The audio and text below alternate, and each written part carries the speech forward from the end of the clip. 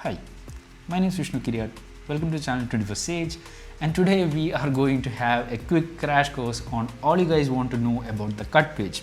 What are the new features that they have actually improved in DaVinci Resolve 17 and how cut page is actually differentiated from the edit page. So before we start the crash course, if you guys haven't actually watched this workflow video, then I highly recommend you to watch that before you watch this cut page video, because in that I have actually said that every editor would go through his or her workflow, and in that the second step is to actually select the portion of the clips from the media pool and paste it inside your timeline. So you are inside DaVinci Resolve 17's cut page. Now you can see that there is a new monitor or the viewer inside the left side of this cut page, and once you select any clip inside media pool, you can actually see the video playing inside the viewer. If I press space, you can actually see the whole video playing. So if you want to actually select the good portion of the video, for example, just scrub through the video and I only need this portion. Okay, so I'm just moving my cursor where I need the selection to be,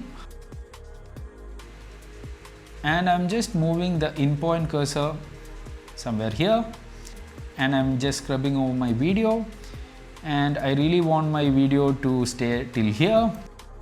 I'm just dragging this out point to be somewhere here. And if I want to import this video to the timeline, I just have to drag it with my left mouse button and drop it inside my timeline.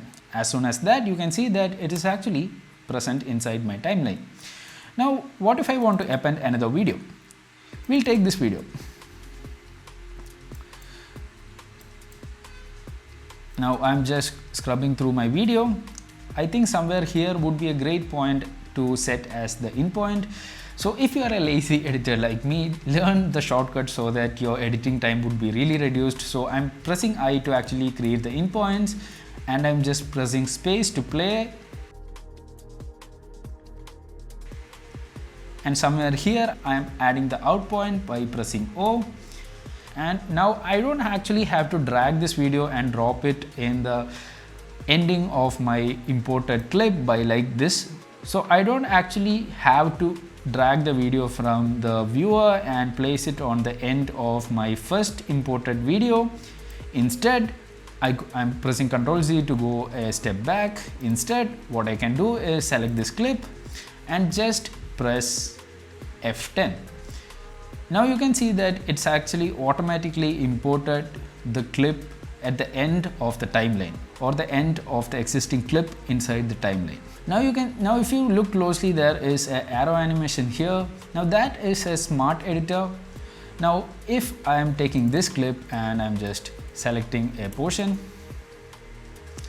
I really want to append this clip on top of these two clips but in between them. So if you want to import this clip between these two clips, I just have to go here and click on Smart Insert.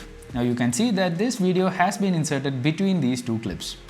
So if I want to actually insert this video in between these two clips, you can actually see that there is a slight arrow which is having a little animation here. This is the Smart Edit arrow. So I'm just going and selecting this clip, putting an in point and out point. Now I'm just pressing this button known as Smart Insert. Now you can see that automatically the Resolve actually placed the new clip between these two clips. How good is that? It really cuts your whole time. You don't have to actually move the clip a little bit like this. It's not actually moving inside the edit page. So the other way is to actually play the clip somewhere here and go to the edit page, change the clip somewhere here, drop the clip down. You could actually do the same thing with just a click of the button. Now there are other features here like appending on top. Some of you guys would actually think you would never use it, but once you are into this profession and you're working with multicams and stuff, this whole panel will give you a tremendous advantage over the other editors. I'm just going to this multicam clip. As soon as I reach here, I'm selecting the whole clips. and pressing this small arrow button which is known as sync clips.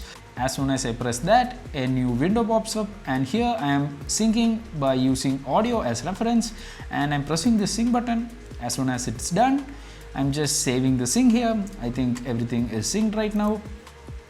Now you could see that a blue new icon will be present across the video. This is the icon for representing that these clips are synced. Now I'm just going to the sync window and nothing is present. Wait a minute, I'm just going to select this whole video and I'm going to append it on the last somewhere here. Okay. Now I'm just going to the sync window by selecting this clip. Now you can see that this is the clip of the first camera that I have used, and this is the clip of the second camera that I have used. So if I want to put the second camera right now here, I just need to double press this one, and the playhead will be on the same position as it is in my first video, as it is in my first camera here. So I am pressing I to add a in point. I started my running with Pinkathon. I'm pressing O to add a out point, and I'm going to press this place on top. So as soon as I press place on top, the video will be inserted where the playhead was initially positioned. Now if you review the player here, I started my running with Pinkathon. Now most of you will be wondering why Pinkathon. Let me stop. Syncing is really good. Now if you go to the sync bin again, you can do the same process somewhere here. If I want the second camera to come here, just go and double tap the second camera, press the in point. It all started with the desire to get a picture click with someone. Most women and girls and just press place on top. Your whole work. It all started with the desire to get a picture click with someone. Now this is a really cool feature that is actually introduced inside the Resolve 17. I think it was introduced in Resolve 16, but it's really, cuts your editing time. You don't actually have to go through the whole audio waveform and see the clap or anything like that. Everything is inside the software itself without you physically doing any work. So I'm going back to the media pool. So here there are other couple of things that will be really useful.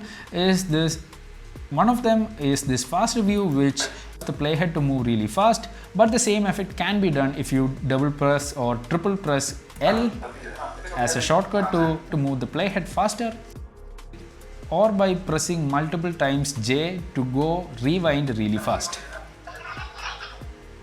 You could press K to stop or play. Now the next new feature that you could actually see here is this one. That is, Resolve 17 has two new ways that you can actually move your playhead. As you can see here, there are two timelines. That is the zoomed out version on the top and the zoomed in version on the bottom. If you press lock playhead, the playhead would be locked in the bottom timeline and the whole timeline moves along. If you press the other option, that is the free playhead, you can see that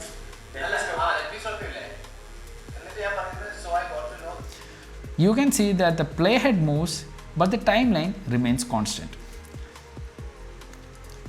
I'm going back to the locked playhead, and other things that are really good here is the option whether to actually import sound of the video or not. If you press this one, if you import any video, the sound of the video won't be imported to the timeline. If you press this one, the video of the video part won't be imported to the timeline. You would only import the audio of the selected clip.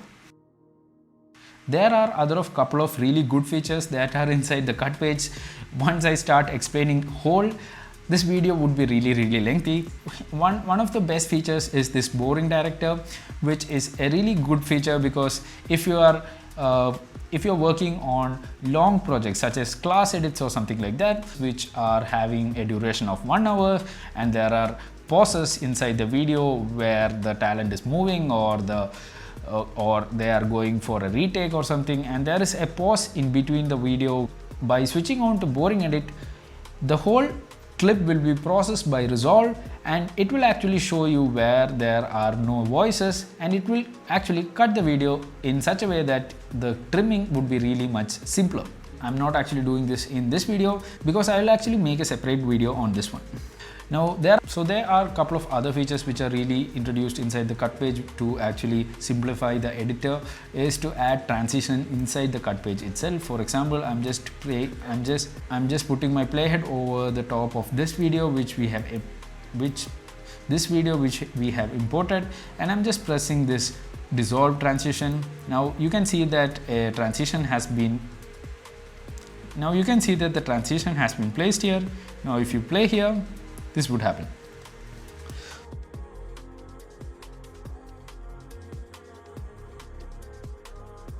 So this is the whole idea of cut page. It is used to actually import the selected portion of the clip from the media pool to the timeline, and it can actually have a lot of shortcuts. It has a lot of shortcuts to make this process really simple. So as always, if you like this video, press that like. If you aren't subscribed to the channel, subscribe to the channel. If you want to learn a lot about this editing softwares and especially DaVinci Resolve 17. Hope to see you on the next one, guys. Peace.